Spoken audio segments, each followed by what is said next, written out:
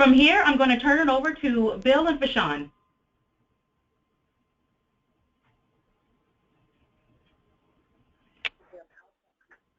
Good afternoon. How's everybody? And good morning to those of you who are on the West Coast. Welcome to the Home IDIS webinar for PJs. My name is Fashawn Banks, and I'm the Acting Director in the Financial Information Services Division in CPD's Office of Affordable Housing Programs. My name is Bill Kubel with USONA Development, and I'm acting as a subcontractor to ICF International. We also have Chantel Key from ICF joining us. She's going to help us out with the questions and some of the technical issues. One of the things we really want you to do is ask a lot of questions, and we've already seen that quite a few questions have been asked, so keep it up. That's great. There is a written questions box in the GoToWebinar panel, so if you can't find it, just look at those vertical bars in the GoToWebinar box, and you should be able to expand them and ask your questions there. So go ahead and ask your questions at any time throughout the presentation. We're not going to answer them immediately. We're going to take certain breaks throughout the presentation and at the end of the presentation.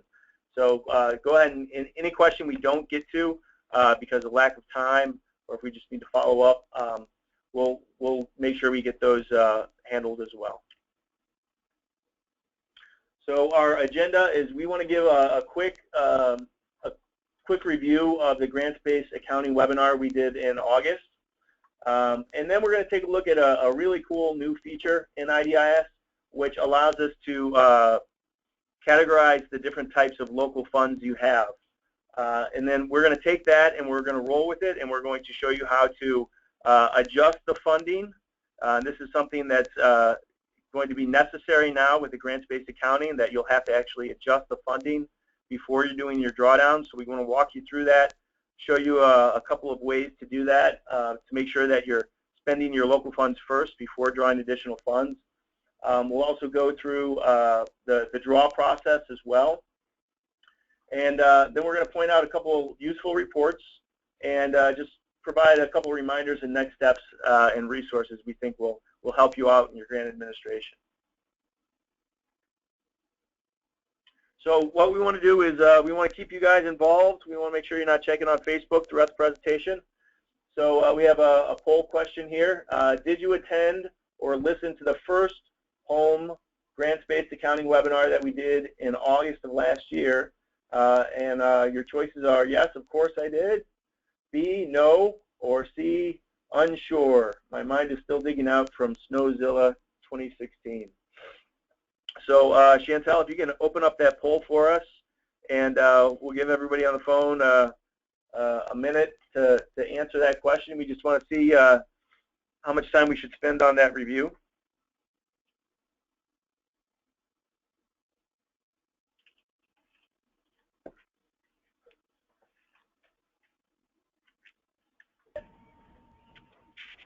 Okay, about 83% of our participants have voted so far.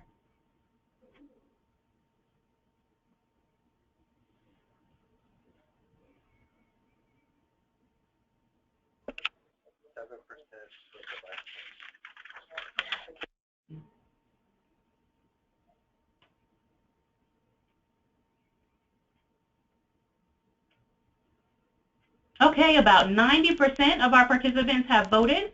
So I'm going to go ahead and close the polls now. And I'm sharing the results with our participants. We have 49% voted yes, of course, 44% voted no, and 7% voted at unsure. All right, let's do one more quick poll here. And we just want to get a gauge of the experience level of the folks on the phone. So poll question number 2, how would you describe your level of experience with IDIS, using IDIS for the home program? Beginner with less than 1 year of experience, an intermediate user with 1 to 3 years of experience, a proficient user with more than 3 years, or an expert user who should be facilitating this webinar. So Chantel, if you can go ahead and open up that poll. Okay, the polls are now open.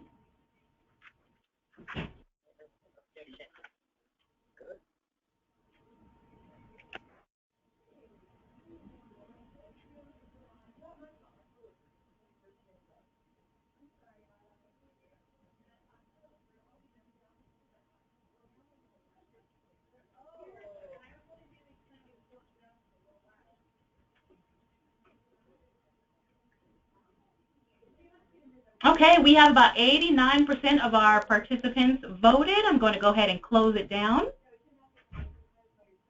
I'm sharing the results now. We have 26% voted beginner with less than 1 year of experience. 29% voted intermediate user with 1 to 3 years of experience. 43% at proficient user with more than 3 years of experience. And 2% at expert. Great. It looks like we have a nice mix. I'm going to turn it over to Vaughn now, and Vaughn's going to give a recap on the grants-based accounting. All right. Thank you, Bill. Now, those of you who joined us for the webinar last summer will probably recall the lively discussion about IDIS's transition from first-in, first-out accounting method, commonly referred to as FIFO, to the grant-based accounting method.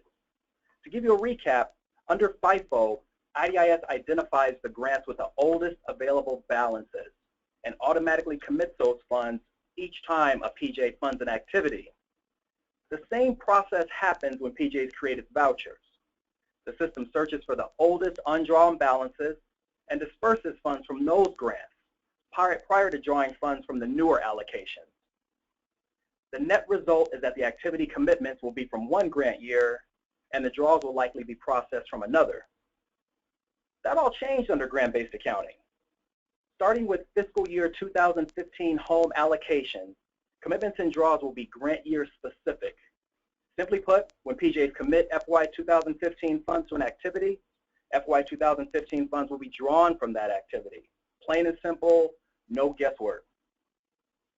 Please keep in mind that FY 2014 and prior year grants will continue to be processed under FIFO until those funds have been fully dispersed. There are several resources on grant-based accounting now available on the HUD Exchange. So if you haven't already done so, we highly recommend you review the materials shown on the grant-based accounting webpage, which includes general fact sheets, memos, and a matrix of key changes that are broken down by program office. Now, if we look at or think about home funds incrementally, there are 4 possible places to locate the funds. At the very top of this slide, you'll see the Home Treasury account, where PJs can draw down entitlement, CHOTO reserve, and other funds to cover home eligible costs. At the very bottom, under the CHOTO section, you'll see CHOTO proceeds. CHOTO proceeds are the funds generated from the investment of CHOTO set-aside funds. Please note that CHOTO proceeds are not considered home funds unless the written agreement between the PJ and the CHOTO requires the funds to be returned to the PJ. More information on CHOTO proceeds can be found in CPD Notice 97-09, which will be a resource at the end of the presentation.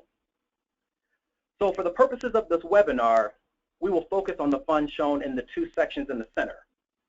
The non-allocated portion of home funds that are deposited in PJ's local home investment and subrecipients' local investment accounts. In addition, we'll describe the process PJs use to subgrant funds to state recipients, subrecipients, and CHOTOs in IDIS. Let's start by defining each of the acronyms you saw on the previous slide. Program income.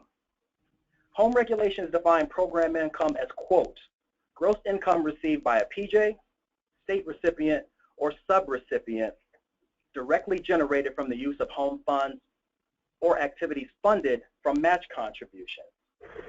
The most common form of program income is principal and interest payments on home-funded loans.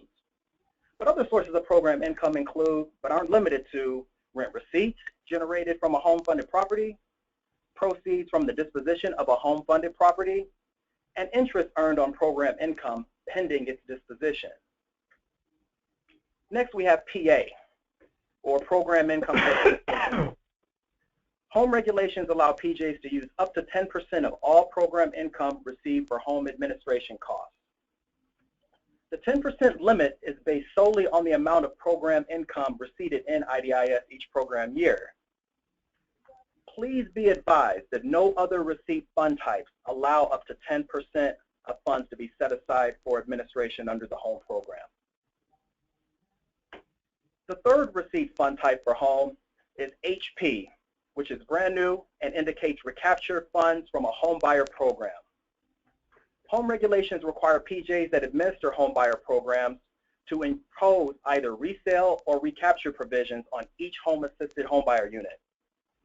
The purpose of the recapture provision is to ensure that the PJ recoups all or a portion of the home-funded direct home buyer assistance if the housing ceases to be the home buyer's principal residence during the period of affordability. If the PJ receives funds due to the recapture provisions on a home buyer unit, the PJ will receipt these funds in IDIS using the HP receipt fund type. In contrast, if the PJ receives loan payments associated with the home buyer unit during or after the period of affordability, those payments should be considered PI, or program income. Let's say, for example, the property is rented out or sold during the period of affordability. The proceeds received by the PJ are considered HP. However, if the loan payments are received while the unit is occupied by the assisted home buyer or sold at the end of the affordability period, those proceeds are considered PI. Let's talk about IU, which is the other new receipt fund type.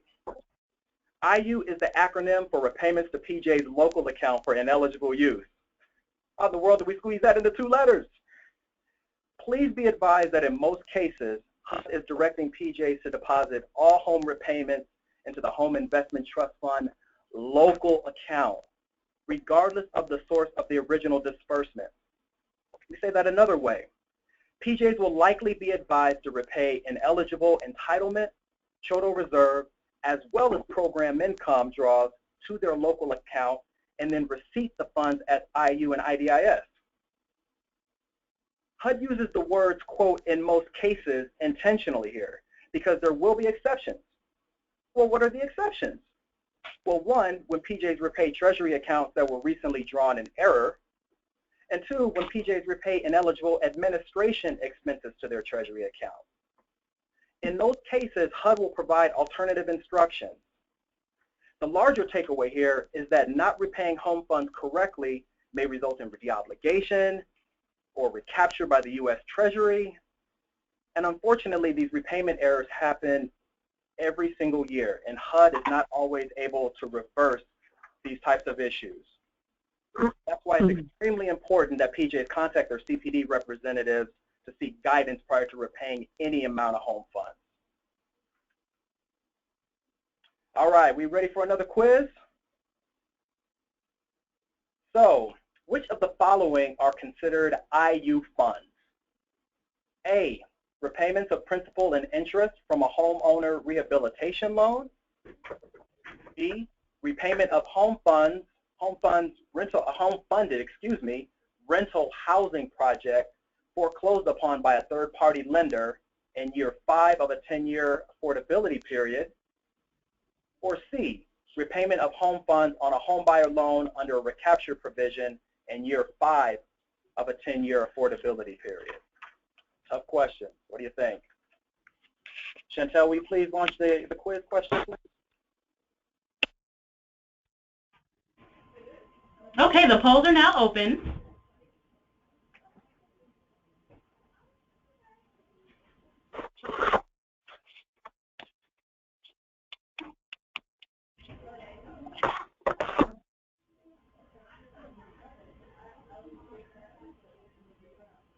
And we have about 65% of our participants voted so far. I can tell you, so freaking loud. Tonight.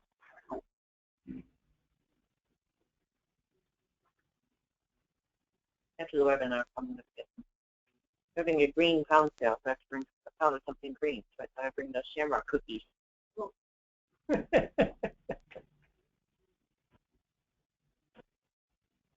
Okay, about 80% of our participants have voted so far. I'm going to go ahead and close down the poll and share the results. Back to case number 2.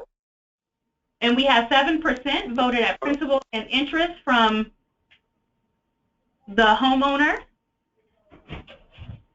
Oh. Repayments of principal and interest from a homeowner rehab loan. The waterproof case. 74% voted at repayment of home funds, rental housing project foreclosed upon a third-party lender in a 5-year affordability period. And then we have 19% voted at repayment of home funds on a homebuyer loan under a recapture provision in year 5 of a 10-year affordability period. Okay, thank you, Chantel. I know everyone is itching to know the answer, and it is, dun dun dun dun. Correct answer is B. If directed to repay by a HUD field office, a rental housing project that does not complete its affordability period should be receipted as IU. Answer A is an example of program income, and C is an example of recaptured funds. So please keep that in mind. But these mistakes happen all the time, which is why we're having the webinar. We just described the 4 receipt fund types for the home program. Now let's talk a little bit about the process for entering the funds in IDIS. First and foremost, the home program requires PJs to receive local funds in IDIS in a time frame consistent with their HUD-approved policies and procedures. In all cases, PJs must receive local funds within 30 days or less in accordance with CPD Notice 9709. You're going to hear us reference this quite often throughout the presentation. Number 2, HUD strongly recommends that PJs increase the authorized amount of their PA subfund in IDIS each time they receive PI. Now, why is that? Well, IDIS will not permit PJs to increase the PA set aside after PI has been committed and drawn. So, receiving PI and then immediately raising the PA subfund helps ensure PJs can access the maximum amount of local funds for administration every single year. It's also important to note that using the PA subfund is optional, and PJs do not have to use any of its local funds for administrative costs. Number 3, home regulations also permit PJs to subgrant available PI, program income, HP, recaptured homebuyer, and IU, ineligible use funds, directly to state recipients, subrecipients, and CHODOs. In addition, the regulation allows state recipients and subrecipients to retain PI, HP, IU, and PA funds in their local account to cover upcoming home eligible costs.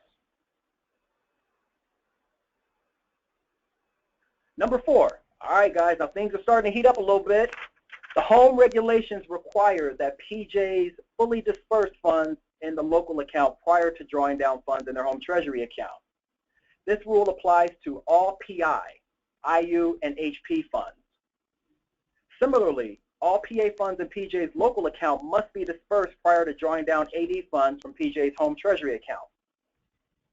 Subgranted local funds must be drawn before home treasury accounts for that specific recipient. So in other words, if PJ's local funds are subgranted entirely to CHODO A, it can immediately disperse treasury funds for CHODO B and still be in compliance with home regulations. Bill and I will show you several methods to view local account balances in IDIS, including the activity funding screen, as well as several MicroStrategy reports. Number 5, identify which activities will be included in the next drawdown. Here, you'll need to answer important questions such as, which home fund types are currently committed to this activity? Is the draw for administration or project-related costs? And how much home treasury funding needs to be reduced and replaced with home local account money? Number 6, now we execute. Replace home treasury funds with the balance of monies in PJ's local account. For instance, the City of Boston has 0 PI, 0 HP on hand, but it recently repaid $25,000 of IU funds to its local account. Now, this is all hypothetical, Boston, in case you're on the line. You never repay any money, right? Anyway, let's say the city repaid $25,000. As luck would have it, they need to draw down $100,000 for a total activity undertaken by Habitat for Humanity. The first step is for the city to reduce the total funding by $25,000. Next, it will reduce the total subgrant to Habitat for Humanity by $25,000. And lastly, the city will fund the total activity with the $25,000 of IU that it has on hand. And finally, 7, the PJ creates and approves the voucher. So folks, that's pretty much an overview of the process. And before we dive into the nitty-gritty though, I think it would be easier to follow along if we only displayed the screenshot while describing each step. So what we'll do is we'll go through the receipt section, receipt creation process together by skipping the narrative and allowing us to describe the screenshot. You might want to download the slides and place the description next to each screenshot if you haven't done that already. So with that in mind, I'm going to skip the narration here, the narrative on slide 14, and go straight to slide 15. All right. All home funds receipted in IDIS are created first by clicking the Funding Drawdown tab that's highlighted in the beige section along the top ribbon. PJs will then click the Add link located in the Receipt submenu circled in red on the left side of the screen. IDIS will then advance the user to the Add Receipt screen that you're currently viewing, where PJs will click the Formula Grant Receipt link displayed next to the bright yellow arrow. So hopefully everybody can see that. Just like last time, I'm going to skip slide 16 and discuss what PJs actually see on slide 17. On this screen, we start by selecting Home from the program drop box next to the letter A. The PJ will then acknowledge the program year of the receipt next to the letter B, which is now a read-only field based on PJ's current program year. So one quick note, PJ should not be concerned if their jurisdiction recently began their 2016 program year and has receipts that should have been assigned to 2015. Simply use the comments section located on the Add Receipt screen to state the receipt was earned in the 2015 program year. Again, just a friendly reminder that PJ should receipt local funds at intervals not to exceed 30 days, and you also may want to receipt all of your local money before the end of the program year. Over the summer, Bill gave us a great tip on setting your calendar to the beginning and the end of your program years, and then ensuring that all receipts are in by a certain deadline. That way you can always make sure that none of your receipts are bleeding over to the following program year. I want to emphasize this is not a big deal. Okay, but back to the screenshot.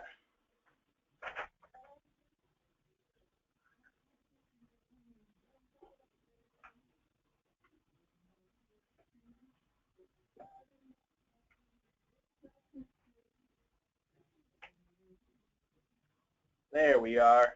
Now back to the screenshot. Letter C is the 2-letter source type, which identifies whether the PJ is a state, SG, metropolitan city, MC, urban county, UC, insular area, ST, or consortium, DC. The fund type drop box is next to the letter D. The 3 available options are program income, PI, recaptured homebuyer, HP, and repayments to the local account, IU. Some of you might be thinking, well, what about the PA fund type? Don't worry about PA right now. We're going to talk about that in the next section. The IDIS activity ID field next to the letter E is for PJs to enter the home activity that generated the local fund. Be advised that the field is only required if you're receiving IU funds.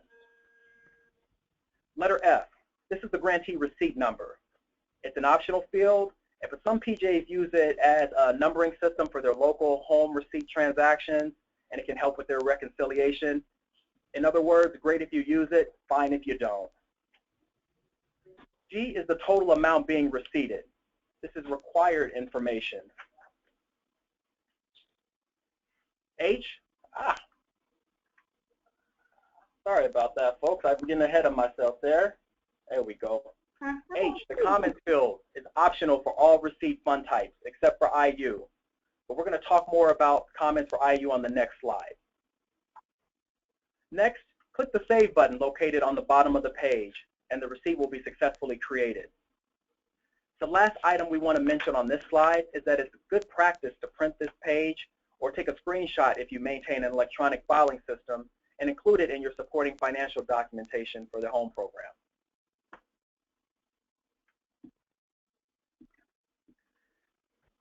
The IU receipt is slightly different animal compared to receiving PI and HP and IDIS. Here again, we're going to skip the narrative and go straight to the screenshot. First, selecting the IU repayment to local account fund type automatically enables the Show Activity Funds button located next to the letter A. The section outlined under B represents all home expenditure information, including drawn amount, previous local account repayments, and remaining balance. The local account repayment receipt amount next to letter C is the amount being repaid for each disbursement row. In this example, the City of Hammond is repaying the entire balance drawn for activity number 1444. However, in reality, there are other scenarios where PJs might need to only repay a portion of its home disbursement, or perhaps have received approval from HUD to repay an eligible cost in installments. In any case, the receipt amount should only include the amount being repaid at the time entered in IDIS. D, grantee receipt ID, optional, same as we discussed earlier. E, the total amount repaid is a read-only field calculated based on PJ's entries on the local account receipt amount field. F, that's our Add Activity button, which simply allows us to include more than one activity in the same receipt. It's a simple convenience feature that prevents users from having to toggle in and out of the screen and repaying multiple items. And finally, G, the comments field is required for IU receipts. HUD recommends PJs enter 1, the reason for the repayment, 2, the amount required to be repaid, You have entered as an attendee in this represents a full or partial repayment. I'll say that again. The amount required to be repaid, the reason for the repayment, and whether this is a full or partial repayment.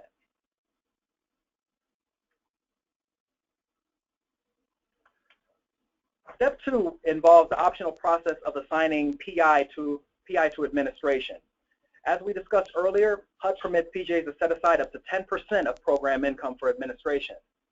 However, PJs must first establish a PA subfund in IDIS in the current program year and each subsequent year desired.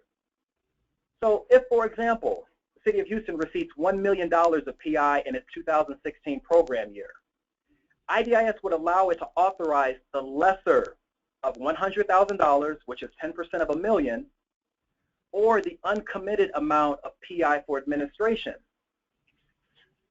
The emphasis on uncommitted funds reiterates the importance of increasing the authorized amount of PA subfunds at the same time PI funds are receipted in IDIS. Step 3 is also an optional process and involves subgranting IU, HP, and PI to state recipients, subrecipients, and CHODOs. It may also involve subgranting PA funds to state recipients and subrecipients.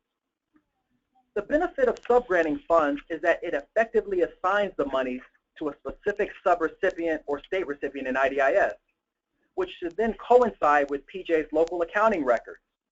So piggybacking off the previous example, the City of Houston, with that $100,000 in program income for admin, it could have retained $50,000 of PA for its own use and then subgranted the other half of PA to a local nonprofit developer that's administering the city's homeowner rehab program. Just a thought.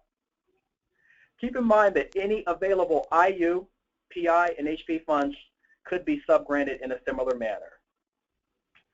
More information on creating PA subfunds and subgranting local account fund types can be found in Home Facts Volume 4, Number 2. Folks, just as a quick reminder, please keep your phones on mute. We are hearing quite a bit of background noise, and we don't want it to interrupt other listeners. All right, So Bill, I will turn it over to you, sir. All right. Thank you, Sean. Give me a second to switch up here. Okay. So again, one of the big rules we're talking about here is using all of the local funds you have on hand before pulling down Treasury funds. So step number 4 is really just about looking in the system, where to look in the system to find out where those funds are. So you have a couple options. Number 1, you can go to the activity funding screen, and we're going to talk about that in the next step. You can also go to a couple of functionality in the system. One is view receipt accounts.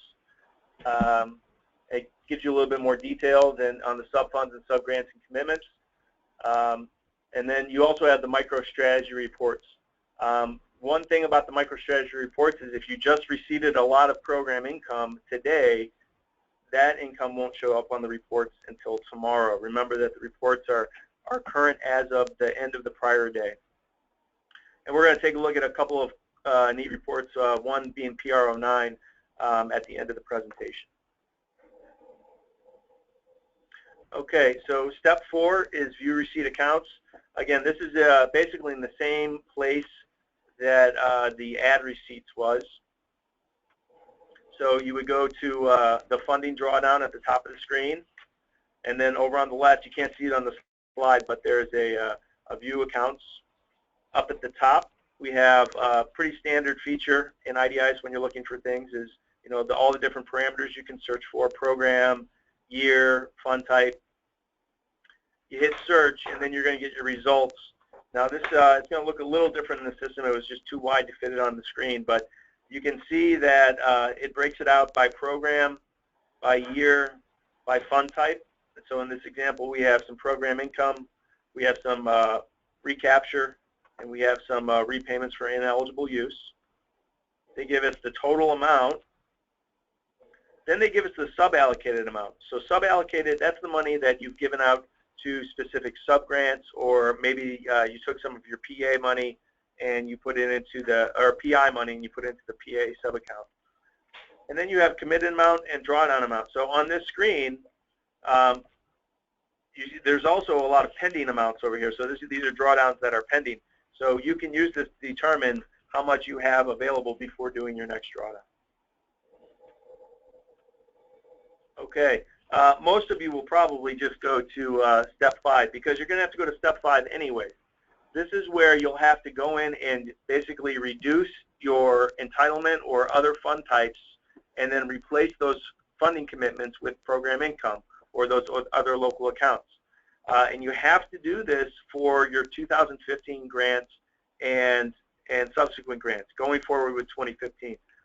In 2014, because if you don't do this, then basically the information will not show up on the drawdown. It's not going to automatically happen as it does for your pre-2015 grants. So again, we have the steps laid out for you on this slide. We're going to go ahead and just take a look at the screenshot. Lots of direction on this one. All right, so this is also under the funding and drawdown screen at the top of the ribbon. And it defaults to the activity, the search for activity funding. So again, we would look for, use our search criteria to pull up a specific activity. In this case, you know, remember, we're preparing for a drawdown. So we need to basically ensure that the activities that will be included on that draw use up all of our local funds if we're going to be drawing that amount. So we find those activities, and we would click on Add Edit to select that one. On the next screen, this is where you're going to see the breakout. And we've actually kind of made a more complicated example than a lot of you will see. But we wanted to do that just to point out some of the differences. So column A over here is recipient name. And you can see Hammond in some examples. And you can also see Hammond Enterprise Development Corp. So that would be a subrecipient who is holding on to, in their own bank accounts, outside of the grantee's bank accounts, they're holding on to some of those home dollars. And again, as Vishon mentioned, you're allowed to do that with your written agreements. Column B, we have HP for homebuyer recapture, IU for repayments, PA for program income for admin, and then PI. So again, if you have more than one PI account, you want to make sure you're choosing the right recipient as well. One thing, and again, we kind of consolidated the screen just for, there was just too much to fit on the screen. There is a filter. So especially for you consortia or state grantees who just have a ton of different funding options, go ahead and make good use of that filter, and then you can shorten this list drastically and just find the funding types you want. And finally, on column C, we have available for funding. Once you identify which of the local funds you want to use, we'll come over here and click on Add Edit to go ahead and modify those amounts. Okay, so the next steps under would be to just review that home activity funding certification and then actually plug in some numbers. So a quick shot of the home funding certification. I won't make you read through it right now, but just know that it is there. All right, so this is a screen that we highlighted in the last webinar to great extent. This is where you really see the grant-based accounting play out. Up at the top, we have just a summary of the activity information. And so what I want you to note right here is look at the total funded amount, $117,220. And now, if we're going to go ahead and fund this activity out of program income, that's just a cash management issue. We have to use that cash we have on hand before drawing additional funds. We don't necessarily want to increase the funding commitment for this activity. That's why it's a two-step process. We increase the PI, and then we reduce an equal amount out of one of the existing funding types. Because you want, I mean, there may be a few situations where the total funded will go up, but in most cases, you're not increasing the funding amount or the funding commitment, you're just swapping out the funds. The red section here is what you're used to seeing, is the pre-2015. So this is what it looked like before we switched to grants-based accounting. And again, it's going to stay first in, first out until you use up all those monies. In this particular case, you'll see that Hammond, they don't have any available for funding in pre-15. They do have available for funding down here where they do break it out under the grants-based accounting. So just because this is 15 income, let's say this is a 14 activity, and you can see it is a 2014 activity, that doesn't mean you don't use this funds. Again, the rule is use local funds first before entitlement without regard to the year. So here we would go ahead and let's say we had to draw, I don't know, $50,000 for this activity. We would increase the funding commitment. We would use all this program income right here, this $30,000, and then in the next step we would reduce the entitlement commitment by that same amount. Okay, so just make sure that you look in both spots. You look under the FIFO, under the pre-2015, and you also look down here under the grants-based accounting for those available local funds. Okay, so again, I'm going to kind of harp on this quite a bit, is the next step would be to adjust the commitment of Treasury funds, whether it be a sub-grant, whether it's entitlement. And I think the next slide does a nice visual job of kind of describing this. So let's say we have an activity that's funded for $100. So at the beginning, look over here in the little table first. You can see entitlement, there's no money available. $100 is funded to this activity. Then we went in and we created a receipt for $20, and none of that money is funded to the activity. Again, you guys think back to this webinar and say, well, Bashan and Bill told me I need to use that money first. I need to do a draw for this activity.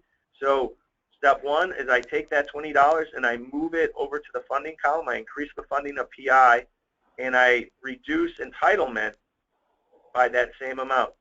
So if you look at the chart now, you can see that the activity would stay at $100 total funding, just the composition of that funding is going to be different. Okay. The last step, and we're really not going to talk about it too much, but when you're ready to reprogram that $20, you're not going to reprogram it out of PI. You're going to reprogram it out of entitlement because that's the money that was freed up as a result of using the PI for this activity. Okay, time for another quiz. True or false? IDIS allows PJs to fund an activity from local account balances in more than one program year if available. So Chantel, if you can go ahead and open up that quiz, see what we get.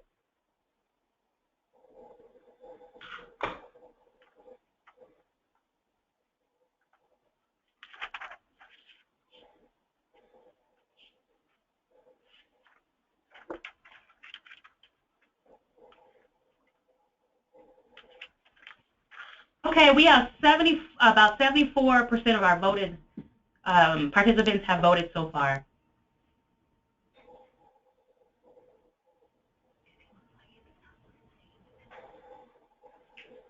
Okay, and I'm going to go ahead and close the poll now and share the results. We have 94% of our participants voted true and 6% voted false. All right, good job. So we'll get back to the slideshow here and just advance the slide one more. All right, so the answer is true. PJ must, notice it's underlined for effect, must disperse all local account balances in both the FIFO and grants-based accounting layers prior to drawing down funds from their home treasury accounts to pay for eligible costs. The one exception, is when subrecipients or state recipients are holding on to those dollars in their own local accounts. And then it basically, you need to spend, or they need to report to you that those funds will be spent first before reimbursing them from the treasury accounts.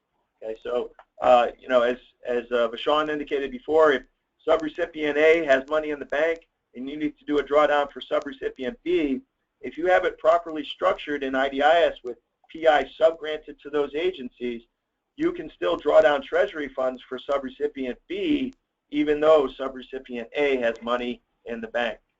Okay, so that's the whole purpose of those subgrants. All right, so I'm going to hand it back to Vaughn, and he's going to walk through the drawdown process. Thanks, Bill. The steps required to draw down local funds didn't change in the transition from FIFO to grant-based accounting. But please remember these two things. A, vouchers can only be requested by PJ users that have the request drawdown privilege enabled in IDIS. And B, the user that approves the voucher must be different from the user that created the voucher. If you're not sure who the users are in your office that are able to update voucher information, then run a PR30, Security Administrator Profile List, or contact your CPD representative for assistance. So with that said, let's flip to the screenshot and walk through the process of creating a voucher. We start by clicking the Funding Drawdown tab located along the top ribbon next to the letter A. This should be familiar ground. Bill just covered that for us. But what's different now is that we're going to click the Create Voucher link in the drawdown submenu on the left beside the letter B.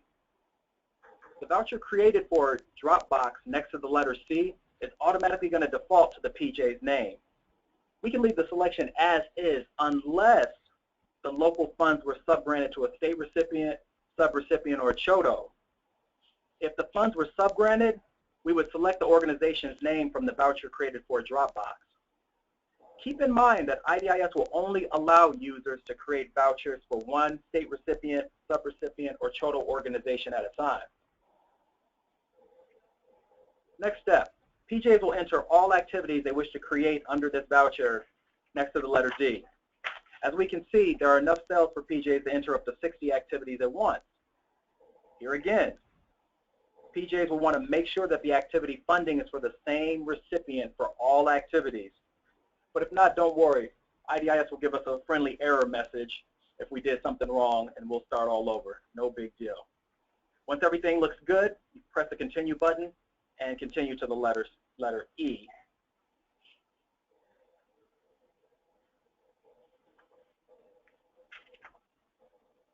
For step 2, PJs are going to select the source of funds and the amount they wish to draw for each activity. So you're going to start, there we go. We're going to start by verifying the correct activity was entered. Specifically, PJs will examine the fields captured under section A near the top of the page. Next, eyeball the fields marked B, C, and D to make sure that the program year of the receipt, fund type, and amount available to draw matches what was entered on the activity funding screen that Bill described to us earlier. Quick sidebar. If I could direct everyone's attention to the second row in the drawdown section, where grant year / program year of receipt shows pre-2015, and the city's preparing to draw down $21,296.34. We point this out because IDIS will continue to present PJs with the option of replacing pre-2015 EN with all available pre-2015 PI during the voucher creation process. If pre-2015 PI is drawn in lieu of the pre-2015 EN, IDIS will automatically update the activity funding information after the voucher has been created. And that's where what you're seeing happening on this screenshot. So in this case, home regulations require PJs to draw down EN, home regulations require PJs to draw down less EN if it was originally committed with let's start that over. Essentially, home regulations are requiring you to replace that EN with PI. If the EN is replaced with PI on this screen, the auto adjust feature is going to kick in, which will ensure that the EN and program income are returned back to balance. The option to replace EN with PI has been in place for now about 4 years, but it's going to continue to operate until all pre-2015 funds have been fully dispersed. Starting with FY 2015 home grants, IDIS will no longer provide PJs with the option of replacing EN with PI when creating vouchers. Therefore, PJs must explicitly fund home activities with program year 2015 and future years PI when creating vouchers to cover project-related costs. The same is true for 2015 and future years IU and HP funds in PJ's home local account. What all this means is that PJ should fund activities with local funds only to the extent that funds will be included in the next voucher. In other words, local funds should not be committed to activities until PJs are ready for drawdown. You can find additional information on this process in the Home IDIS Training Manual for PJs. Now back to our screenshot. If all of our information looks accurate, the PJ will enter the amount it needs to draw down from the corresponding line item under letter E. If the voucher is only being created for one activity, the PJ will click the letter G to confirm its entries. However, if the voucher creates multiple activities, then click the letter F and proceed to the next activity.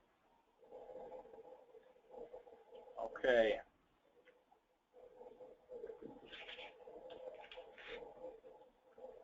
Step 3 takes the PJ to the drawdown certification screen.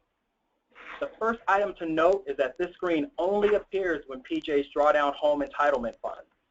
However, the certification is applicable whenever PJs disperse home funds from their home treasury account, regardless of the fund type. Reason being, the PJ is certifying, number 1, that its expenditures are in compliance with home regulations. Number 2, it has dispersed all funds located in its home local account. 3, the disbursement of funds is consistent with HUD's uniform administrative requirements.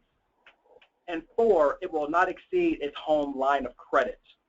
If all of the statements are true and correct, great, let's move forward.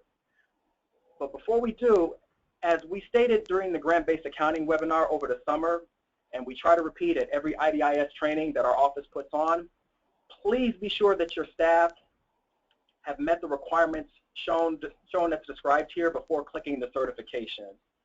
In fact, HUD would even recommend that you cancel out of this voucher and return to it later after you've verified you've met the requirements. But once confirmed, click the continue and you can proceed to the next step. All right, folks, we come to the final screen required in order to create the voucher. Essentially, the PJ verifies one last time that all of its entries are correct. We know this may seem somewhat repetitive, but you'd be surprised how many voucher errors HUD fixes every year. So PJs must not overlook this screen. Can't emphasize that enough. Once the entries are confirmed, click either the Generate Voucher buttons, either of the Generate Voucher buttons that are shown on this screen, and you can move forward to dun-da-da-da, voucher created successfully. Nice work. We did it. Okay, so we just finished generating the voucher, which is more than half of the drawdown process. The next step is for the PJ to approve the voucher. As we'll see in a moment, the search voucher screen allows users to query using various criteria. Once PJs have results, they can approve, cancel, or even revise vouchers. As a reminder, only PJ users with the drawdown approval privilege in IDIS can approve vouchers. If you're not sure who that person is in your office, again, you can run a PR30 security administrator list or contact your CPD representative in the HUD-field office. So, this is slide 45, and we're going to demo 2 different screenshots on the next 2 slides. The first step in approving a voucher, again, we're getting redundant, but can't drive it home enough. Select Funding Drawdown link located along the top ribbon. Then select the Search Voucher link located under the Drawdown section on the left next to the yellow arrow. Now let's take a look at the search criteria that's circled in green. Here, PJs can enter as many or as few fields as they choose in order to limit the results. But if you already know the activity number, go ahead and enter that here. In this case, Bill and I did the legwork for you, and we queried all open vouchers, and the result set at the bottom is shown at the screen, is shown on this screen. So let's presume we click the Maintain Approved link located under the action column circled in red, and that's going to take us to the next screenshot. IDIS is now giving the PJ 4 options. 1, view the voucher, and that's just if we're not quite ready to make an action but want more details. 2, we can approve all line items in the voucher at the same time, or one by one. 3, we can cancel the voucher, or 4, we can revise the voucher. Presuming we click the Approve link or Approve All Line Items button shown at the bottom, IDIS will promote the voucher status from open to approved. The funds drawn from the Home Treasury account will be transferred from LOCKS, the line of credit control system, to PJ's bank account within 24 to 72 hours.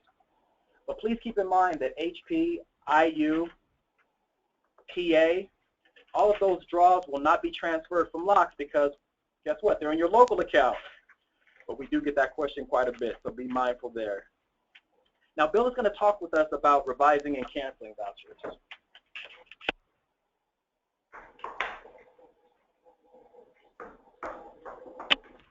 All right, thank you, Sean. So, drawdown revisions, used in limited situations. Number 1, to apply funds that were drawn in excess to another activity within 15 days of the original drawdown. So maybe you just typed in the number, you transposed 2 numbers, it happens. You can use the drawdown revision to fix a mistake such as that. To reconcile expenditures if funds were drawn for the wrong activity. Again, maybe you just typed in the wrong number when you were drawing down funds and you need to credit it to the right activity. Remember, IDIS is, it's a record. It's reporting what should have happened. So that's why they give us this functionality to correct mistakes. In some cases, you might mistakenly set up 2 or more activities for a single home project. For example, maybe you have a chodo who's building a house and you have a down payment assistance program where somebody wants to buy that house. It should be one activity, and you might draw those funds as 2 separate activities. So you would want to consolidate those vouchers into a single home activity, which represents the single home project. There's some really good guidance on this under Home Facts Volume 1, Number 4, that allows you to switch the home buyer to rental, and you might need to do some drawdown revisions in that regard too. We're not going to get deep into that, but use that resource as a guide if you ever come across that situation. One of the neat things about program income vouchers is since this money is not coming from Treasury, we can actually cancel a program income voucher. We don't have to actually revise it to another activity. So we're going to walk you through that process. And there's one item we want to specifically point out, and that is the reduce activity funding option. It's now checked as a default, and you definitely want to keep that as the default option. So again, we're just going to go to the screenshots. So when you're canceling a program income voucher, again, we're always under funding and drawdown. And over on the left side, you would hit search vouchers under the drawdown section. Depending on how you want to find the voucher, you might not know the voucher number, you might know the activity number. In this case, we typed in the activity number, we hit search, and then we get a list of the vouchers down here. At that point, you'd hit maintain approve. And then on the next screen, we skipped the screen, I think, but you would see a cancel for the program income vouchers, and then you would get to this screen where you can confirm the voucher line item cancellation. And this is the checkbox I was talking about, where it says, and it's automatically by default checked, so just as long as you don't uncheck it, you'll be good. It says also reduce the activity funding, in this case by $20.22, and return it to that program income account. The only reason you would want to uncheck that box is if you were just going to turn around and draw the same amount against the same activity, and I really can't think of a situation where that would happen. So this kind of saves you that step of, after canceling the voucher, actually going and manually adjusting the funding. So it's a nice little feature. Once you have that ready to go and you confirm the amount, you would hit cancel this voucher line item, and then back here you can see that that drawn line item status is now canceled. Okay, so that's going to have the effect of reducing the total drawn against the activity, and if we had that box checked, it's also going to reduce that funding. So the next time you go to that funding screen, you're going to see that $20.22 available for funding for all of your home activities. Hey, Bill, can I add just a quick note here? Folks, all of this is presuming that the activity is in open status. So if you're trying to edit the funding or drawdown on a completed activity, you will need to first reopen the activity and then proceed to the funding drawdown screen, search for the voucher, and you can edit the program income, HP, IU, PA line item as you see fit from there. And then be sure to make sure all of your accomplishment data, your funding drawdown information looks great, and recomplete that activity in IDIS after the fact. So just wanted to make sure that folks were clear there. Yeah, that's a great point. And when you change the status back to complete for the activity, you can go back to the original completion date as well. So that'll be important for your affordability periods. All right, so we're going to do a couple more slides, but then we'll get to your questions. I think we got quite a few. So thank you for asking those. Hopefully we can clarify some things that maybe weren't so clear, and just whatever else is on your mind. Just want to point out a couple of useful reports for tracking local funds. Some of these you're probably used to. The PR09 is the one that we have highlighted here, and that's the one that was updated to specifically show that additional new breakout between HP, IU, and PI. The other reports are handy as well, though. The PR05 is a drawdown report by activity. So if you're trying to get a list of all the drawdowns by activity, that's the one you go to, and you can just get a line item detail of all the draws for each activity. If, on the other hand, you're trying to reconcile to a specific time period, maybe all the draws for a certain quarter or a certain program year, PR07 is probably your best bet. You can bring that one into Excel fairly easily, add some sorts and some filters, and you'll be good to go. The PR27 and the PR35, these are kind of grant level summary reports. So it will give you kind of an overall base of where you're at. If you have funds available to draw, just let you know how much you've received for each program year, how much has been committed. So those are all at the grant level, though. So the status of home grants report, that gives you a really high level, but then the grant, subfund, and subgrant, that'll be useful for, again, the PJs out there who have a lot of subrecipients, that maybe a home consortium that you're allowing to keep the local funds. That's going to give you the breakout of how much money is in each subfund and subgrants. So that can be very helpful as well. We got one more slide, and then we'll get to another quiz. So this is just an example of the PR09 report. You can see it's organized first by program year, then by fund type, and then it's going to break it down, and it's going to show you both your receipts, including the date and the amount, and the drawdowns. Okay. So here it's showing you both the PI and the PIA, so it's going to break out our different fund types. It's just a nice summary report, something you can use to reconcile with your local financial information. Okay, we got one more quiz for you. Which report would be the best one to run to summarize grant year information by fund type? And our options are PR09. That's the one I was just talking about, the receipt fund type detail report. The PR27, which is the status of home grants. PR27 is the home grant. PR35 is the sub-fund sub-grants report. And PR05 is the drawdown by activity number, or a combination of B and C. So Chantel, if you can go ahead and open up that quiz and test our listeners' knowledge here. Okay, the polls are now open.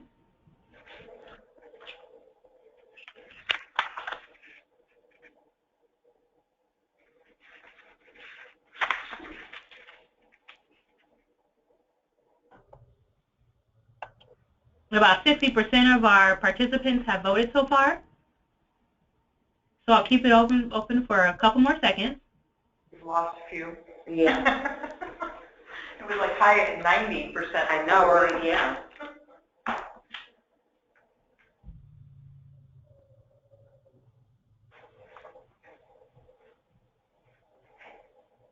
Okay, I'll go ahead and close that now and share the results with our viewers. We have 25% voted PR09, 6% voted PR27, 4% voted PR35, 2% voted PR05, and 64% voted B and C. Okay. So, let's get the answer. Today? No, it's in Just a reminder, folks, if you are you want to mute your line, we can hear some of you out there. Those looking for the answer. So if we're looking for summarized by grant year, so basically not the detail, we would probably want either the PR27 or the 35. That's going to give us the information at the grant year. It's not going to give us all the nitty-gritty detail that the PR09 or the PR05 would give us. One just quick note there, that the reports, again, are going to be current as of the close of business yesterday or the last business day. And so if you just went in and created a lot of receipts, it's not going to show up on the reports. You can go in and take screenshots from the system itself. That, of course, is live and up to date. But for the reports, you got to wait till the next business day. All right, I'm going to pass it back to Bashan, who's going to wrap it up, and then we're going to take some questions. All right, thanks again, Bill. So let's talk about some tips. First tip is always use the correct fund type when reporting the use of local funds in IDIS. We spent a lot of time today talking about the differences between PI, HP, and IU. But the most glaring distinction you're going to find is that home regs do not permit PJs to spend 10% of the receipted IU and HP for administration. And that's an important point because we don't want PJs out there getting findings and having to repay money for exceeding their admin cap. So let's just make sure we're proceeding properly. Number two, report the receipt of local account funds in intervals not to exceed 30 days. So I think it's probably the third or fourth time we've mentioned it. We want to keep you in compliance with CPD Notice 97-09. But also be mindful that IDIS now pre-populates the program year of each receipt. So entering receipts timely helps improve your data accuracy. Number three, update the amount of PI-related subfunds and subgrants immediately after the receipts are created. This is the best way to set aside local monies for administration. Fourth bullet, for 2015 and later allocations, PJs must first commit local funds using the activity funding screens before drawing local funds. We spend a significant amount of time harping on this point, so be sure to adjust the funding immediately before drawdown. If you have local funds on hand in the program-specific layers, which is 2015 and onward, if you have program income on hand in the pre-2015 layer, you do not have to explicitly fund those EN activities with program income. You can replace it at the drawdown level. So just keep those distinctions in mind. And the fifth bullet, pre-2015 program income, as I mentioned before, will be available to replace even if you don't explicitly fund it. But here's the catch. If PJ's next draw is for a CHOTO project, the PJ will need to manually adjust the CR funding and sub-grant, then commit the balance of local funds to the pre-2015 or 2015 and beyond program income vouchers. Just make sure you make the swap regardless for CHOTO reserve, SU, any funds that you have on hand that haven't been, any local funds you have on hand that have not yet been explicitly sub-granted to a CHOTO or a sub-recipient. All right. Resources. All right. Bill and I refuse to leave anybody empty-handed today, so accept these resources as our parting gift to you. First and foremost, PJ's first line of assistance should always be your CPD representative in your HUD field office. It's particularly important that you reach out to your rep before repaying funds. I don't think we can say that enough times. The second resource is Home Facts Volume 7, Number 1, which serves as the basis for this webinar. So if you read it, that's great. This training would have largely been review for you. If you haven't read the Home Facts, we still recommend that you take a look at it and use it as a reference document. Third is Home Facts Volume 1, Number 1, which describes repayments to the Treasury account. Now, until recently, repaying the Treasury account was the primary method PJs used to repay ineligible costs. Today, it's the exception. Only used when repaying an incorrect drawdown that was recently processed or when repaying ineligible administration funds. Again, we emphasize contacting your CPD rep regardless before repaying a dime of home money. CPD Notice 97-09. Now, it's the fifth time I've said it. It's been around nearly 20 years, but the information remains applicable, particularly in regards to receiving program income and using CHOTO proceeds. I think I'm going to actually flip the order of the last two bullets and talk about the Home IDIS manual for PJs first. This is your guide for every system process related to the home pathway. So we strongly recommend that you acquaint yourself with the manual. In fact, we just finished updating the latest version, so that should be available here on the HUD Exchange within the next couple of weeks. And we can assure you that the information in those 20+ chapters will answer 90% of your home IDIS questions. Now, in regards to that last 10%, we offer you the Ask a Question portal located on the HUD Exchange. HUD employees, including myself, personally review every home response that gets drafted by our knowledgeable and experienced TA providers. And our goal is to reply within 48 hours of your submission. So hopefully we're meeting that mark. So please take advantage of AAQ and our other fine resources. So with that being said, thank you, and we will now open it up for some questions. So please allow us just a minute or two to collect some questions, and we will respond momentarily. Thank you.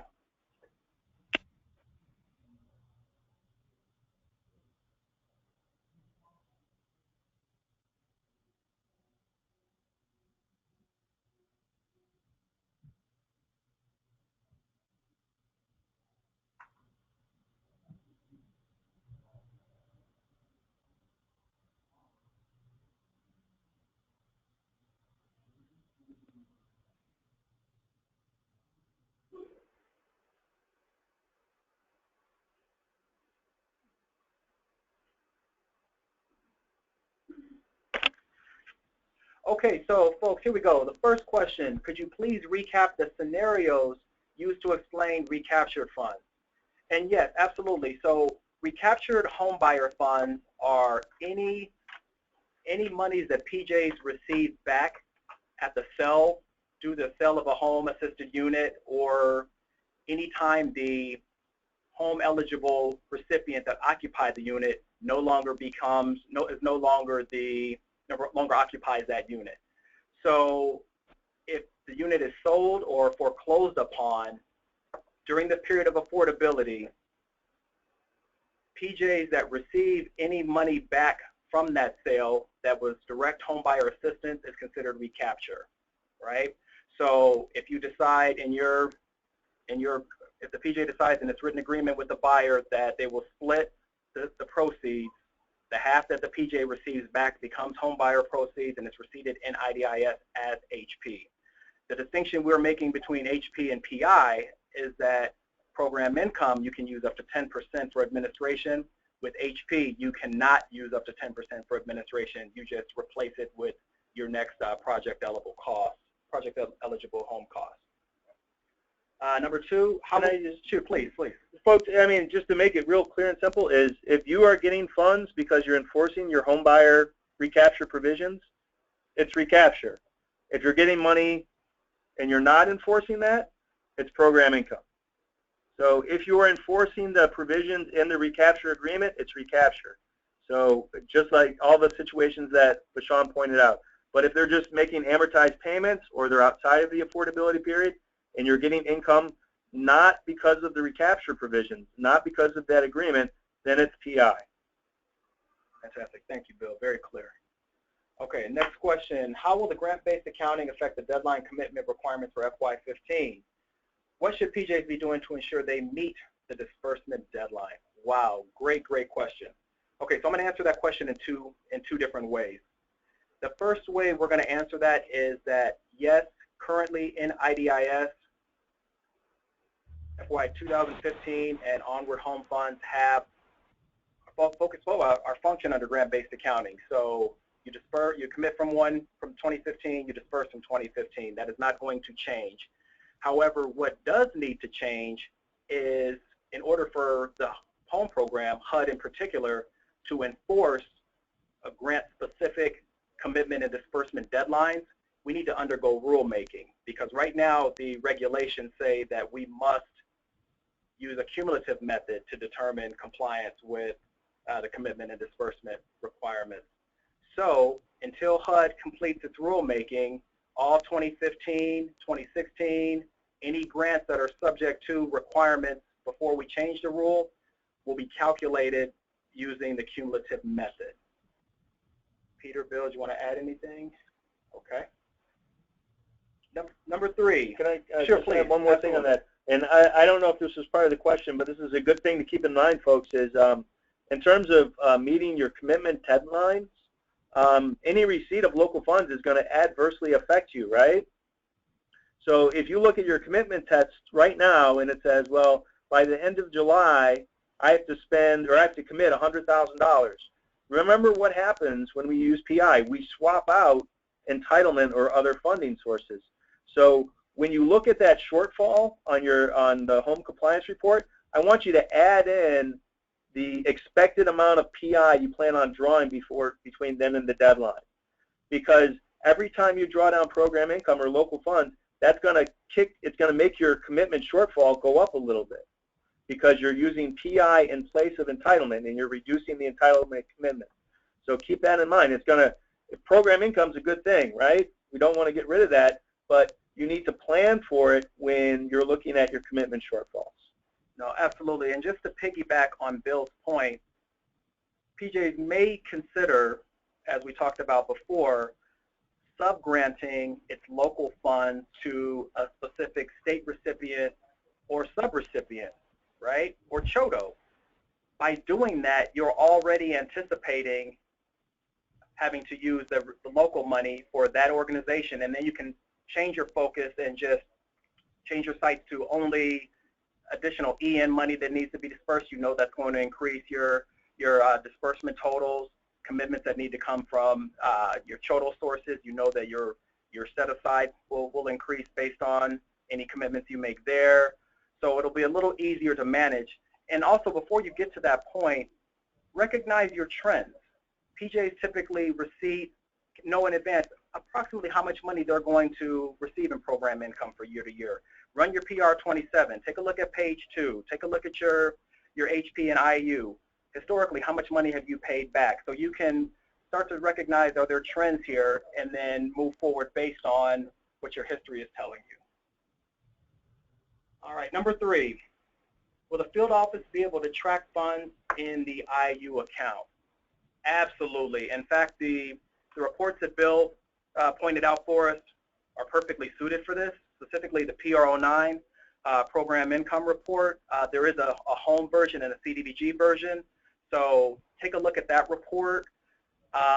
Also, at a grant level, take a look at your PR27. Your PR35 is really good because it gives you that high-level grant breakdown, the sub-fund breakdown, and then the sub-grant breakdown by subrecipient and CHOTO as well. So those are outstanding resources. Bill, I think I'm going to punt this next one to you. If we're still pulling money out of 2011, but we get to a 2015 project, are we supposed to pull from the 2015 grant? What happens to money in 2011 through 2014 grant years? So that's a great question. The guidance we provided back on the grants-based accounting webinar is, we typically want the funding in IDIS to reflect what's in the action plans and in the con plans. So, basically, if you had the 2011 funds committed to a certain type of activity, or the pre-15 money is committed to a certain type of activity, you'd want to follow that. I know a lot of you guys, when you do a new action plan or con plan, you reprogram those older years. So it's not going to be an exact amount. So I think it's okay if you use those older funds, those 2011 funds for a 2015 activity. But again, we would like you to, as much as possible, get IDIS to match up what it says in your action plan and your con plan. Absolutely, and I was just going to echo that. So folks, make sure that you are following your citizen participation plan when you're funding 2015 activities with pre-2015 funds. So because essentially that's extra money, right? So if you need to do any type of citizen participation, make sure that you take care of that. But if you're just doing a straight swap saying, okay, we're only going to use up to the amount of our home allocation, and we're going to base that on some pre-2015 and some 2015 home funds, that's fine if you expect the amount to stay the same. But if you are really leveraging essentially older money, pre-2015 money, in 2015 or onward projects, you really want to make sure that you are in compliance with your citizen participation plan and perhaps consulting with your field office before doing so. But as far as system functionality, it's definitely there. It allows you to use pre-2015 money for 2015 and onward activities, and the same thing vice versa. Okay, number 5. If the cap for home admin is 10%, does that allow for admin to go over the 10% if using PA? Or does admin stay capped at 10% using both the home cap and PA? Okay, let me see if I can make this real simple. Your PA sub-fund is capped at 10% of the program income that gets receipted. Your home AD sub-fund, treasury sub-fund, is automatically set at 10% of your allocation. So in no sense can you go over that combination. Can't exceed the 10% in treasury. You can't exceed the 10% of program income. Now there are limited situations such as presidentially declared disaster where you may have a waiver in place where HUD will allow you in specific years to use up to 20% of your home grant for administration. Aside from those circumstances, it's just the 10% apiece. Yeah, and the technical side of it, folks, is when you want to use some of your income for admin, you have to create that PA sub-fund. You can't just increase the admin account itself, the AD sub-fund. You need to actually go in, create a PA sub-fund, and then as you receive that income, what we recommend is as soon as you create that receipt for PI, you go into sub-funds and sub-grants, and then you increase the size of the PA sub-fund. And it will clearly tell you how much you can increase it to. Because if you don't do that right away, what's going to happen is you guys are going to be good grantees, and you're going to spend all that program income first on your next activity. And then if you wait till the end of the year, you're going to find out that all that PI is gone, and you're not going to have any ability to increase that PA sub-fund. So if you do it throughout the year as you receive that income, you're going to be in a lot better shape. Thank you, Bill. Okay, number 6, how do you treat interest payments on IU funds, e.g. original home funds as IU and interest as PI? You even need to collect interest on eligible use repaid funds. So am I understanding, hope I'm understanding this question correctly, is it interest from the bank account or interest earned from the bank account? I believe the home regs allow, what is it, up to $100 a year? Okay, we actually have a Part 200 expert in the room, Danielle Frazier. We're going to allow her to answer that question. You're allowed to keep up to $500. The rest of it must be remitted to the Treasury. Fantastic. Paid via HHS. Okay, Danielle, can you say that one more time? So anything at you're allowed to retain up to $500. Anything above that, you must repay back to the Treasury, and it is remitted through to HHS, and that's actually in Part 200. It has the address of where you should send the money. Okay. But it goes through HHS now. All of it, all repayments for that go through HHS. Every agency. Health and Human Services. It's in Part 200. Fantastic. Thank you so much, Danielle, for taking that question. Number 7, for HP fund type, does it have to be used only on a home buyer program, or can it be used for other activities, e.g. rehab or rental? Folks, absolutely. HP is just like program income, just like IU. You're using it for your next eligible home disbursement. And we want to, again, we can't emphasize the point enough, it's your disbursement, not your commitment. So whatever's coming down the pike, if you're drawing money for project costs, replace those treasury monies with HP, PI, and IU funds. And if we're talking about admin money that's being dispersed, replace those AD draws with PA. All right. Number 8, give this one to you, Bill. If we replace EN with local funds, then will the money from EN be released, and we can use the increase to overall funding? Can we use the increase in overall funding for a specific project? Very good question. So basically, when you say release, it's going to be available to you to commit, to increase your commitments. It's not just going to disappear into some black hole. You get to keep that money, but yeah. So you'll basically look at your action plan. If your action plan specified a certain amount of program income is going towards certain activities, you can go ahead and program that and budget it. And next time you get a written commitment and something that qualifies as a commitment, you can go ahead and use that money and commit those funds. If you don't have anything in your action plan that specifies how you're going to use that new program income, or basically the budget increase as a result of that program income, you can A, do a substantial amendment, or B, you can just wait till your next planning cycle and budget it as part of your next planning cycle. Fantastic. Thank you, Bill.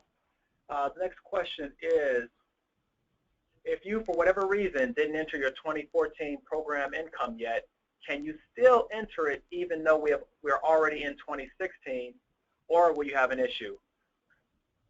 Folks, wow, first of all, that's quite a delay in entering program income receipts. I mean, as you heard us talk about, the CPD notice 97-09 requires PJs to receive PI in intervals not to exceed 30 days. So we appreciate you being forthright and wanting to rectify the issue, because sometimes we understand money's not always, you don't always know the source immediately. So as far as getting this corrected, yes, please immediately receipt this 2014 program income in IDIS, but be advised that the system is going to pre-populate the program year of receipt to 2016, and you'll just enter in the comment section that the city or state's intent was to received the money in 2014. But the takeaway, the bigger takeaway here is that you use that program income or already used it for a Treasury draw, and you're just entering it in the system as a reconciliation exercise. All right, next question, I'm going to give this one to you, Bill. So if you are saying every single time when we get a check that it is PI, we should enter it, not wait until, let's say, the end of the year, and then enter the total amount received. That's, go ahead, Bill. I got anxious. So it depends on, excuse me, it depends on your process, but basically what I always encourage grantees to do is just make the receipts process the first step of the drawdown process. So if you're going in and drawing on a monthly basis, the first step of that drawdown process should be looking in to see your local accounts to see if you have any PI or other local funds available. If so, you want to go ahead and create that receipt and then do the drawdown. And if you do that, if you incorporate it into the drawdown process, and a lot of times it's the same person who's creating the receipts and doing the drawdown creation, you're never going to have an issue with this rule. Okay? So I think there was a second part of that question, which was, you know, do I have to create a receipt for every single check? And the answer is no. The system does allow you to batch up your receipts or batch up all your checks into maybe like one receipt. What I would recommend, though, is go ahead and in your comment section be very clear as to what that receipt in IDIS ties back to on your local accounts. So, for example, it may be that you have, you know, 30 payments for your homeowner rehab loans every single month. You could create one receipt in IDIS for all 30 payments, and you create that receipt, you print it out, and you attach the supporting documentation. Maybe it's a report from your GL, and you put that in your file, and that way your auditors will have no problem tying IDIS back to your local financial system. But again, the rule is create your receipts as often as you're doing your drawdowns. And as Vashon said, you know, in 9710, I believe, 09, go ahead and they say at least every 30 days. And also, too, folks, just to piggyback on batching receipts, if you had a process in place where you use a specific grantee receipt ID, as we talked about, the optional fields that I brought up earlier, that's another mechanism where you can say, hey, and everything that's coded GA15-05, I'm just, you know, making up alphanumerics here, that represents these 30 receipts. So that way you can do a direct search in IDIS for that grantee receipt number and know that, hey, this is where all 30 receipts are represented under this single voucher, because it's good that you enter the information under comments, but we don't always, you can't query your comments, but you can query the grantee receipt ID. Good point. All right. So number 11, with IU, do you also receive AD from the repayment to the local account? No. So I think that we really want to harp home the takeaway that neither IU nor HP allow PJs to set aside up to 10% for admin. Only PI, folks, only PI. Next question, when should we start using the new HP fund type? Yesterday.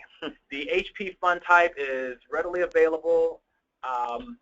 It's been in IDIS production since release 11.10, which I want to say was May of last year.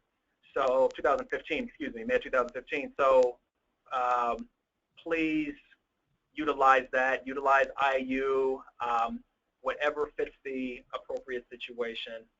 Bill, I'm going to give this one to you. Is creating a PA sub-fund required if we want to use PI for admin expenses, or can we pay for admin expenses directly from PI? Yeah, so when you get to the funding screen, I haven't tested it in a while, but I believe that you would not be able to fund an admin activity with PI. You'd have to fund it out of PA. You're absolutely right. Absolutely right. So yeah, folks, and again, that drives home the importance of setting aside or increasing the authorized amount of the PA sub-fund at the same time you're receiving PI, so you can maximize the amount of funds you have available. Because once that program income is committed to an activity, you no longer have the luxury of setting aside the amount that you want for administration costs. Okay, this is a long one here, folks. If a PJ is still spending its previous year's money, but PI is coming in for the current program year, is there a way to spend the PI before the previous year's funds? Okay, I'm going to read that one more time, and then we'll break it up into sections. If a PJ is still spending its previous year's money, and I presume we're talking about Treasury money, but PI is coming in for the current program year, is there a way to spend the PI before previous year's funds? Absolutely, and that's the process we just talked about, folks, is you would adjust the funded amount before you draw down for an activity and disperse that program income. So even if it's like, let's say it's a 2013 rental development that you've been working on for years, and it was funded in 2013, it's described in your 2013 action plan, but you have 2015 PI, again, PI is a cash management issue. It's not a budgeting issue. You want to use the cash in your local accounts for whichever activity has the next drawdown, regardless of what year it was described in the action plan, regardless of what year it was committed from. Okay. And I think we answered the second half, Bill, but let's take this on. I have not yet found a way to do this, but so Bill and I just described that. I receipt the PI, which shows 2015, but when spending pre-2015 money, there's not an option to use that PI first. Do we have to wait for the activity specific for 2015 to spend down a 2015 PI? And as we just indicated, absolutely not. You would just adjust the activity funding before you process the drawdown and explicitly commit that 2015 program income to the activity. Next, you would adjust the EN, CR, SU funding by an equal amount of the program income that's being drawn down. Folks, I will also just want to emphasize too, if we're talking about sub-allocated money, specifically CR or SU, that will require an additional step of reducing the sub-grant. Okay, so SU sub-grant, general sub-grants for programs, those count as commitments. You will be losing commitment credit when you lower your sub-grant by the amount of program income you're using for an activity. The same is true for CR commitment. You will lose that CR commitment credit. So we know we've said it before, but just want to make sure that that is very clear to everyone. So anticipate that ahead of time, and to the extent possible, use EN funds so you're not losing total commitment or total disbursement credit. So it sounds like the issue that person was having was they were not going into the activity funding and explicitly funding that activity from the 2015 PI. And that's, again, that's the difference between grants-based accounting and then the FIFO. The FIFO PI is automatically going to show up on your next drawdown. The grants-based accounting, the 2015 PI and later PI, is not going to show up. So even if you did a drawdown for a 2015 activity, it's not automatically going to show up on the drawdown. You have to go to funding and make that funding adjustment that Vashon was talking about. All right, thank you, Bill. Okay, so two issues here. First, if you have both PI and IU, which funds should you spend first? Great question. We've been getting that a lot over the last few months. And the answer to the question is there's no priority. Just spend the local account funds first before you touch your Treasury money. As long as you're abiding by that general rule, you're fine. And the HUD finding folks will not come knocking at your door. We also want to just make a quick reminder. Work with your field offices before creating IU receipts or otherwise repaying funds. This is a process that involves multiple parties, so not only your jurisdiction, your field office, but there's a headquarters component too, because we actually go in and cancel the activities after reviewing your documentation showing that the funds were repaid and receipted properly. So we're looking at your canceled checks. We're looking at the bank statements and so forth. So be sure that you are in constant contact with your field office, and then your field office will follow up with us accordingly. All right, next question I'm going to give to you, Bill. Can a PJ revise a voucher after it's been approved? Yeah, and you're going to test my knowledge here. I can't remember exactly what the rules are, but you know, if number one, if it's still an approved status and it needs to be changed, you can always revoke that approval status, and then it's not sent to HUD in the first place, and at that point you can just cancel it out. So if it's still in the approved status, what I would recommend is go ahead and revoke it, and then you can cancel it or adjust it as necessary. I guess I hope, excuse me, I hope that answers your question. If it's already been completed, you can still revise it. So HUD has, that would be a case where HUD has sent you the money and you need to revise it back to another activity. And the slide we went through a couple different scenarios. Either it was the wrong amount, it was an excessive draw, it was the wrong activity, or a case where you had to maybe combine two activities into one. So yes, you know, depending on what the status of that line item is will determine your path forward. If it's still in approved status, just go ahead and revoke the approval. It won't get sent to HUD and you can cancel it out. If the status is completed, then you'd have to go into revisions.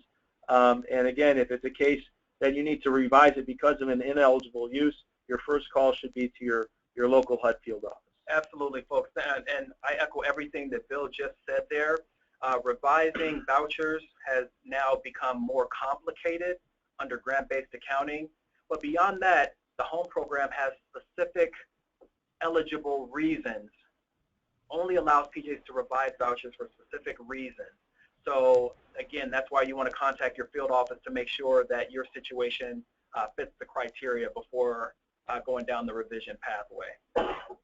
Okay, next question. If we receive PI for a pre-2015 activity and decrease the commitment to its original level, but the commitment time for pre-2015 funds has passed, what happens to the funds?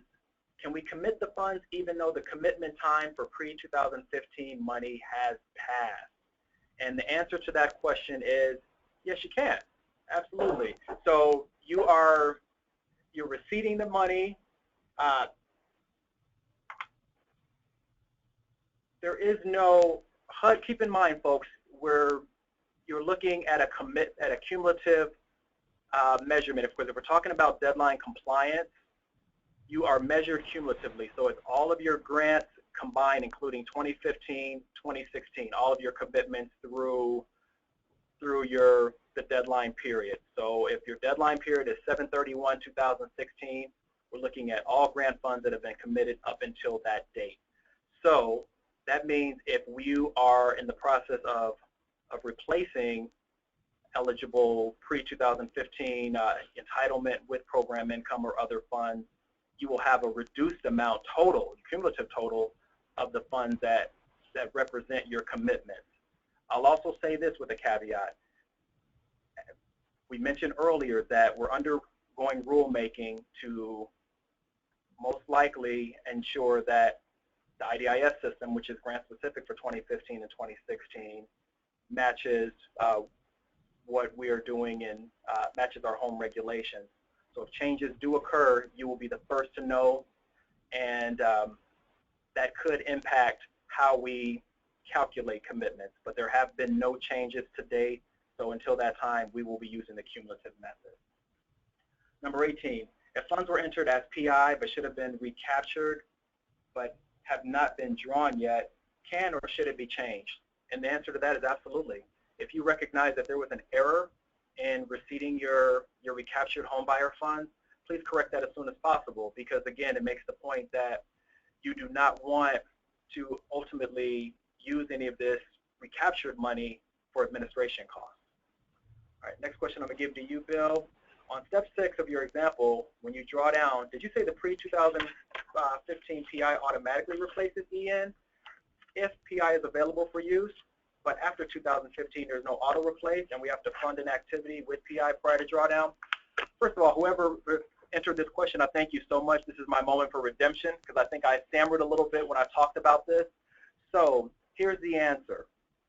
If you fund an activity with 2 pre-2015 entitlements, and then you are preparing to draw down for that same activity, IDIS will give you the option of replacing all pre-2015 entitlement money with all pre-2015 program income that you have on hand. I'll say that one more time.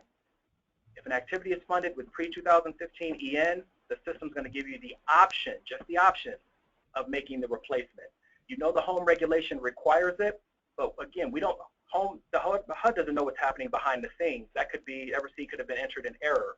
So the expectation is, yes, you will replace the entitlement funds with program income, and the system will then auto-adjust, as Bill showed us in our example. If an activity was funded with $100 of entitlement, the auto-adjust feature, if you're using $20, you have $20 of program income on hand, the auto-adjust will automatically fund that activity with the $20 and then draw down that $20 and only $80 of the end. So thank you for giving me the opportunity to correct that, and I hope that the explanation makes sense.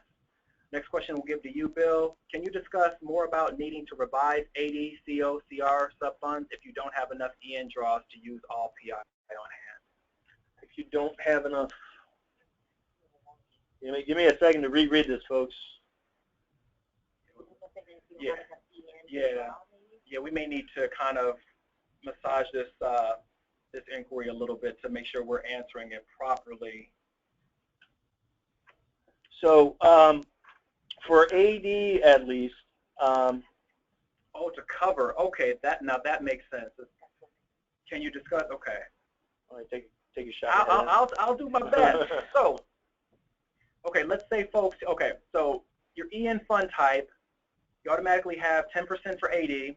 Up to 5% of your grant can be used for CHOTO operating costs. And then what was the other? And then CR, that's the floor on your CR is 15%. So if I'm understanding this correctly, if the PJ doesn't have enough EN to dedicate to, let's say, CR, can it use its program income? And actually, it's mandatory. Sure, you can. If program income is your next draw, you're replacing your program, the CR with program income. But if you need to increase your CR set aside, absolutely. You can either subgrant that program income to CR, to your CHOTO in this case, and execute a written agreement with the CHOTO for those funds. If you don't have enough money in EN. Should they use PI before CO or AD? And then if there's not enough PI, then you might need to revise your AD, CO, CR subfund to lower it. Okay, slightly. Okay, thank you, Danielle. That's okay. So now I think we get it. With AD, you're only going to be able to set aside up to 10% of your program income for admin. So that's the bottom line there. For CHOTO operating, it gets a little more complicated because with CHOTO operating, it's 5% of your grant. If your next draw is for CHOTO operating and you have program income on hand, you can use a total amount up to 5% of whatever you've authorized for CHOTO op plus the program income. So let's say, for example, you've got a $100,000 home grant. So the maximum amount of CHOTO funds you can use in that year is $5,000. Your combined your combined CHOTO op subfund plus program income cannot exceed $5,000 in that year. So absolutely, you can use program income for CHOTO op. You can use program income for admin only to the extent that you're setting it aside in the PA subfund. Now, what if you don't have enough EN and you don't have enough PI for that activity? Can you lower your CR and your AD down? So, I mean, folks, it all comes down to a timing issue for me. I've worked with a lot of grantees where, they were just getting by on the skin of their teeth, giving 15% to CHOTO reserves. So a lot of them would be scared with this news to say you have to use PI before you use CR. Now, what you can do is, as long as you follow the cash management rules and say, okay, that cash is going out the door, you can wait in terms and draw down the PI against your next entitlement draw and then do your CHOTO reserve draw against CR. As long as, again, that the cash leaving your local bank accounts is going out the door before you draw down in terms additional entitlement or other Treasury funds.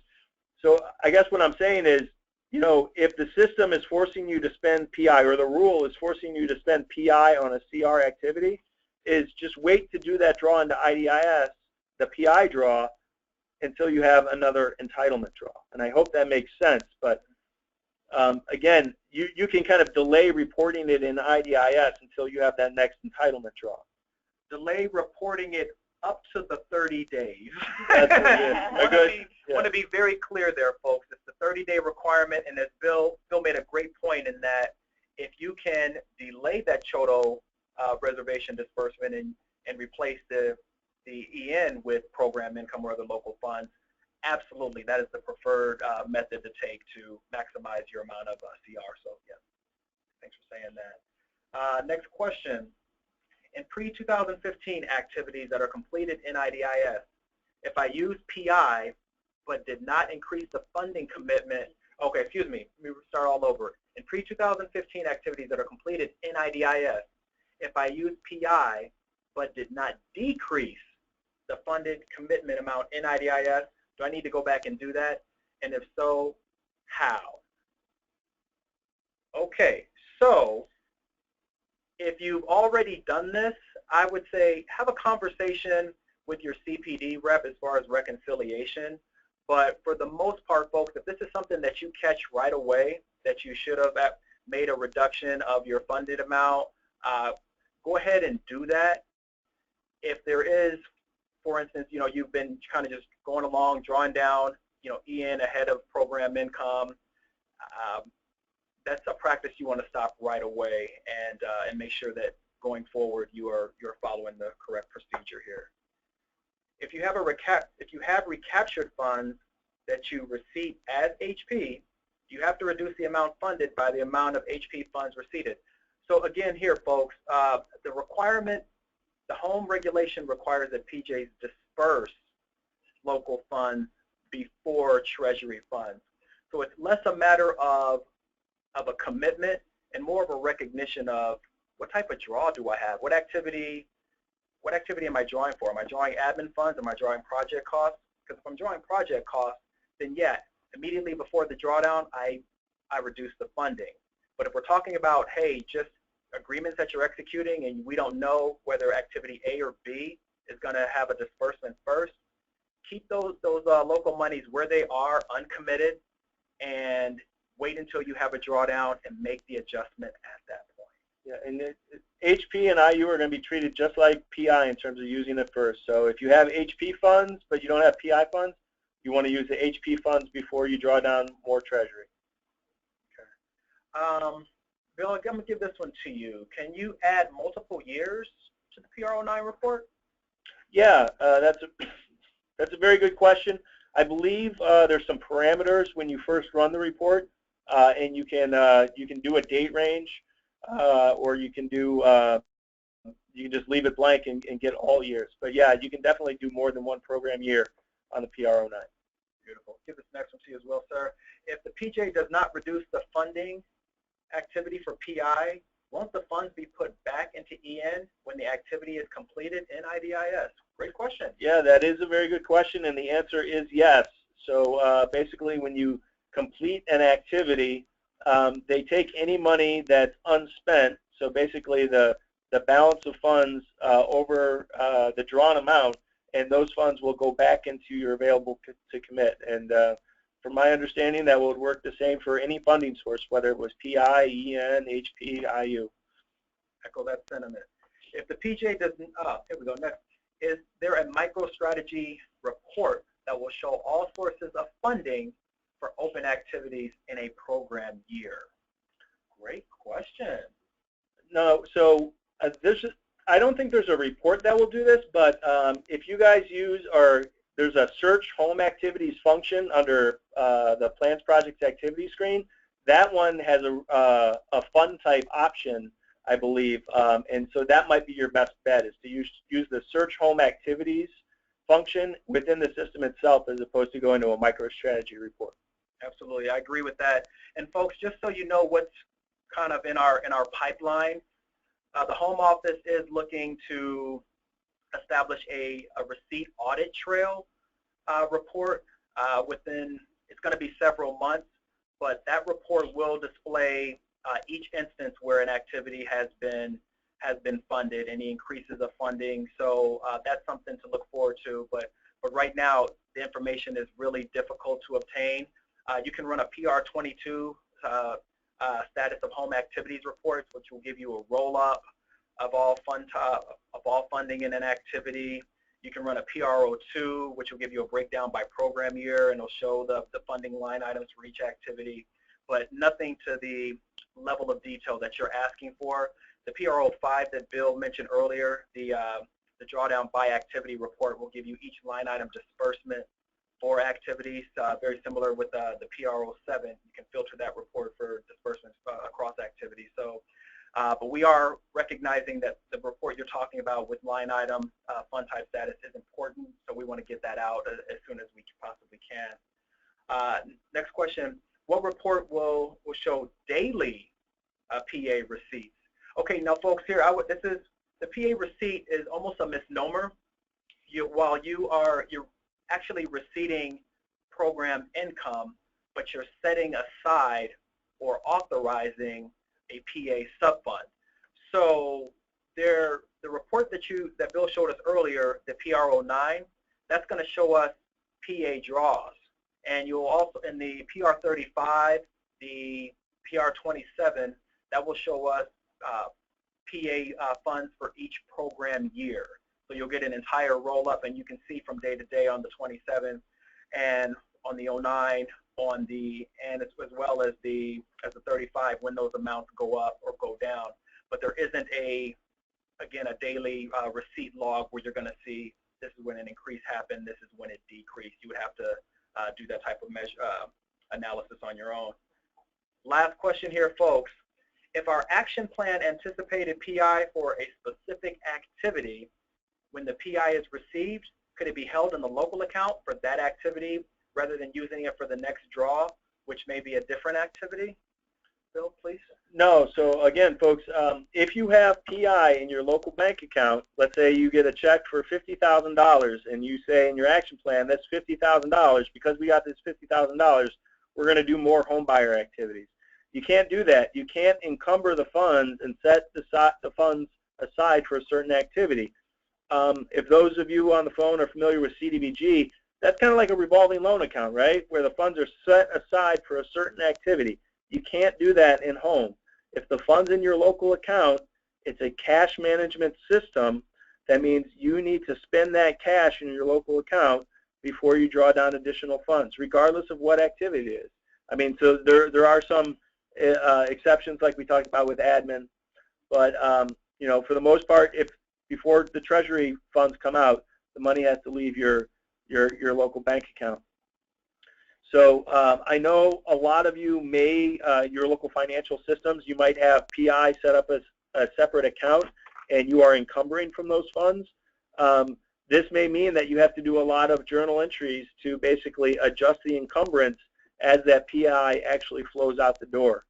So I know I worked with Jacksonville on this, and you know, they actually had to go to City Council and you know, change their ordinance to give them some flexibility in basically moving that PI around to different activities, because they had that same problem that was addressed in the question. Is, you know, according to their City Council resolution, they said this PI in this certain account will be used for this certain activity.